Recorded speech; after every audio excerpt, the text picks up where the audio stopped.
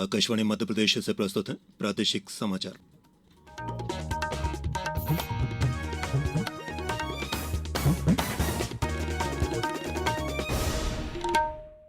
नमस्कार, समाचारों के साथ मैं प्रशांत सेंगर। सबसे पहले इस बुलेटिन के मुख्य समाचार।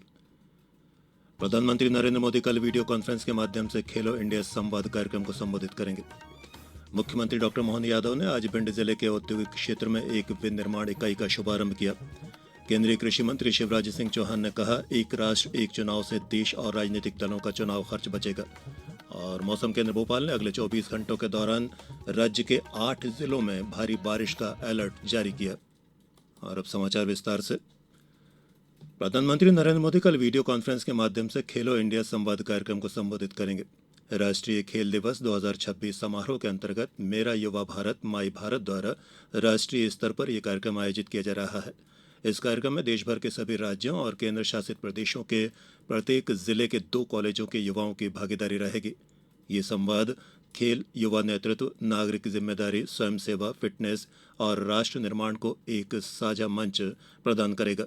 इससे युवाओं को देश की खेल संबंधी महत्वाकांक्षाओं से सीधे जुड़ने का एक बड़ा अवसर मिलेगा। ये संवाद खेल, ओलंपिक आकांक्षाएं, युवा नेतृत्व, विकसित भारत और नशा मुक्त युवा सहित 5 विषयों पर केंद्रित होगा। खेलो इंडिया संवाद का उद्देश्य युवाओं को देश की खेल यात्रा से जोड़ना, उनकी आकांक्षाओं को साझा करना और एक सशक्त युवा नेतृत्व वाले विकसित भारत के लिए विचार प्रस्तुत करना है। इस अवसर पर कल इंदौर में भी खेलो इंडिया संवाद कार्यक्रम आयोजित किया जाएगा। मुख्यमंत्री डॉक्टर मोहन यादव ने आज भिंड जिले के औद्योगिक क्षेत्र मालनपुर में गोदरेज कंज्यूमर प्रोडक्ट्स लिमिटेड की विनिर्माण इकाई का शुभारंभ किया। 450 करोड़ रुपए से अधिक के निवेश से स्थापित इस इकाई से 2000 से अधिक नए रोजगार के अवसर सृजित होंगे। इस अवसर पर मुख्यमंत्री ने कहा कि 2 महीने से भी कम समय में मध्य प्रदेश में तीसरी बड़ी औद्योगिक इकाई की स्थापना हुई है। पहले गुना और शिवपुरी और अब मालनपुर में एशिया की सबसे बड़ी साबुन फैक्ट्री का शुभारंभ हुआ है। कि 2 महीने से भी कम समय में हमारे ये तीसरा यूनिट है। गुना सीमेंट प्लांट 1,500 करोड़ का, फिर हमारा दूसरा प्लांट शिवपुरी में लगभग 3,500 करोड़ का जो रक्षा उत्पाद से जुड़ा हुआ था। आज की जो इंडस्ट्री है, ये इंडस्ट्री में भी पूरे एशिया की सबसे बड़ी साबुन फैक्ट्री। इस उत्पादन की अगर बात करें तो प्रति मिनट 4,000 साबुन की टिकियां यहाँ बनाई जाएगी। मुख्यमंत्री डॉक्टर मोहन यादव कल पवित्र नगरी ओंकारेश्वर स्थित एकात्म धाम में भव्य पंचायतन मंदिर के निर्माण कार्य का शिलान्यास करेंगे। ये कार्यक्रम सुबह 6 बजे मानधाता पर्वत पर आयोजित होगा, जिसमें देश भर के पूज्य संत, धर्माचार्य और विशिष्ट अतिथि शामिल होंगे। यहाँ मुख्यमंत्री डॉक्टर मोहन यादव और संत समाज तथा जनप्रतिनिधियों द्वारा 45 पवित्र शिलाओं का पूजन कर मंदिर निर्माण का शुभारंभ किया जाएगा। पंचायतन मंदिर का निर्माण आदि शंकराचार्य द्वारा स्थापित समन्वयवादी परंपरा को साकार करने के उद्देश्य से किया जा रहा है। मंदिर के केंद्र में भगवान शिव का मुख्य देवालय होगा, जबकि चारों दिशाओं में भगवान विष्णु, भगवान सूर्य, भगवान गणेश और भगवती शक्ति के उप देवालय स्थापित किए जाएंगे। ऊर्जा मंत्री प्रद्युम्न सिंह तोमर ने बताया है कि मध्य प्रदेश की विद्युत कंपनियों में दिवंगत कार्मिकों के आश्रितों को अनुकंपा आधार पर संविदा पदों पर दी गई नियुक्तियों को नियमित करने की कार्यवाही की गई है। इस प्रक्रिया के तहत Madhya Pradesh power transmission company ने 43 अनुकंपा संविदा कर्मियों को नियमित नियुक्ति प्रदान की है। समाचारों में अब वक्त हो चला है एक छोटे से अंतराल का। ये समाचार आप आकाशवाणी मध्य प्रदेश से सुन रहे हैं। ये समाचार बुलेटिन YouTube पर Madhya Pradesh news All India Radio channel पर और Facebook के साथ ही X प्लेटफॉर्म पर AIR न्यूज भोपाल पेज पर सुने जा सकते हैं। इसके अलावा आप हमारी वेबसाइट newsonair.gov.in पर या न्यूज ऑन AIR ऐप पर भी समाचार सुन सकते हैं। अंतराल के बाद एक बार फिर आप सभी का प्रादेशिक समाचारों में स्वागत है। केंद्रीय कृषि और किसान कल्याण मंत्री शिवराज सिंह चौहान ने नई दिल्ली में आयोजित कृषि विश्वविद्यालयों के 36वें वार्षिक सम्मेलन में आज कहा कि हम गांवों को खेती के हिसाब से इनोवेशन का सेंटर बना सकते हैं। अब अगर हम 100 की सीमा में आ जाते हैं तो हमारे आनंद का ठिकाना नहीं रहता। ये हमको कोशिश करनी पड़ेगी। हमारी यूनिवर्सिटी स्टेट की हो, सेंट्रल हो, हमारे संस्थान कैसे दुनिया में सम्मान के साथ अपना स्थान बनाए। रैंकिंग ग्रेडिंग हम दुनिया के हिसाब से भी करें, लेकिन विद इन जो हमारी यूनिवर्सिटी है 86 उनमें से सबसे अच्छी कौन सी, नंबर 1 कौन, नंबर 2 कौन, नंबर 3 कौन, कुछ पैरामीटर्स बना के हमको रैंकिंग करनी चाहिए और प्रतिस्पर्धा को बढ़ावा देना चाहिए कि आगे कौन निकलता है। वहीं एक राष्ट्र एक चुनाव पर प्रेस से चर्चा करते हुए केंद्रीय मंत्री ने कहा कि इससे देश और राजनीतिक दलों का चुनावी खर्च बचेगा, साथ ही आचार संहिता के कारण विकास कार्यों में आने वाली रुकावटें भी कम होंगी।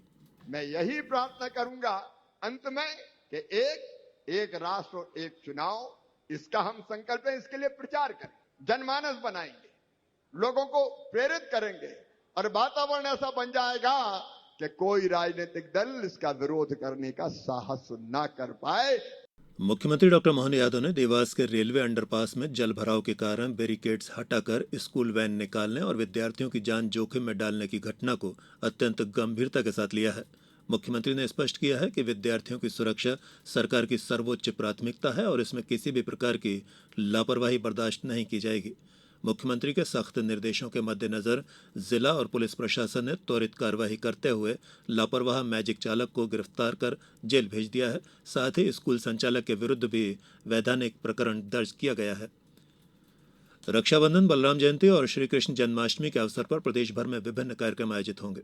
सामान्य प्रशासन विभाग ने स्कूल, उच्च शिक्षा, संस्कृति, कृषि विकास और अन्य विभागों सहित कमिश्नर और कलेक्टरों को आवश्यक दिशा निर्देश जारी किए हैं। सामान्य प्रशासन विभाग द्वारा जारी परिपत्र अनुसार रक्षाबंधन पर्व 28 अगस्त को छात्रों के लिए स्कूलों में प्रकृति की रक्षा के लिए कहानी तथा पेंटिंग प्रतियोगिता का आयोजन किया जाएगा, जबकि बलराम जयंती 2 सितंबर के अवसर पर बलराम कृषि महोत्सव के तहत कृषि संबंधित पारंपरिक कला रूपों की विशेष प्रस्तुतियों के साथ साथ आधुनिक कृषि उपकरण एवं बीज और प्राकृतिक खेती केंद्रित प्रदर्शनी तथा सह संवाद जैसी गतिविधियां आयोजित की जाएंगी। इसी क्रम में श्री कृष्ण जन्माष्टमी 4 सितंबर को प्रदेश भर में भव्य स्तर पर मनाई जाएगी और इस अवसर पर प्रत्येक जिले में कृष्ण मंदिरों, मठों और देवालयों का विशेष श्रृंगार, सार्वजनिक स्थानों पर स्वच्छता अभियान और मठ की सज्जा प्रतियोगिता जैसी गतिविधियां आयोजित की जाएंगी। नई फसल और प्रकृति के प्रति आभार का पर्व ओणम आज उल्लास के साथ मनाया जा रहा है। ये भारत की समृद्ध संस्कृति और भाईचारे की भावना को दर्शाता है। राष्ट्रपति द्रौपदी मुर्मू और प्रधानमंत्री नरेंद्र मोदी ने ओणम के अवसर पर देशवासियों को अपनी शुभकामनाएं दी हैं। पैगंबर हजरत मोहम्मद का जन्मदिन ईद ए मिलादुन्नबी आज प्रदेश में धार्मिक श्रद्धा और उत्साह के साथ मनाया गया। इस अवसर पर आज पैगंबर मोहम्मद के जीवन और शिक्षाओं पर मिलाद महफिलें और सीरत सम्मेलन आयोजित किए गए। बात मौसम की करते हैं। प्रदेश में अगले 2 दिन भोपाल, उज्जैन, सागर, ग्वालियर और चंबल संभाग में तेज बारिश का दौर रहने की संभावना है।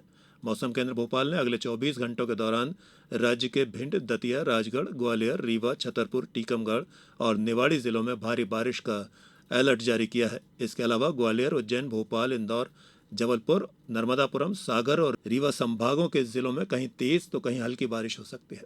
और अब इस बुलेटिन के कुछ समाचार संक्षेप में। उप मुख्यमंत्री राजेंद्र शुक्ल ने रीवा में आयोजित बैठक में रीवा शहर की बाढ़ की समस्या को दूर करने के लिए किए जा रहे उपायों की समीक्षा की।